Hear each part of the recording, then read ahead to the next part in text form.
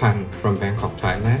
I've been working with Kanghui for a few years now, and when you think about Kanghui, two things come to my mind. First is the quality of their products. I have very good experience with their products, especially the suprapatellar both the implants and the instruments itself, and I look forward to many more of their good products.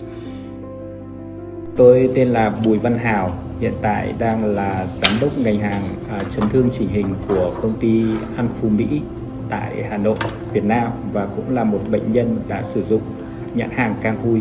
Trong tương lai, nếu mà có những trường hợp mà bị tổn thương về chấn thương như tôi mà ở các cái đơn vị phân phối khác, tôi cũng sẽ khuyên là nên lựa chọn những sản phẩm chất lượng như Kanghui để điều trị.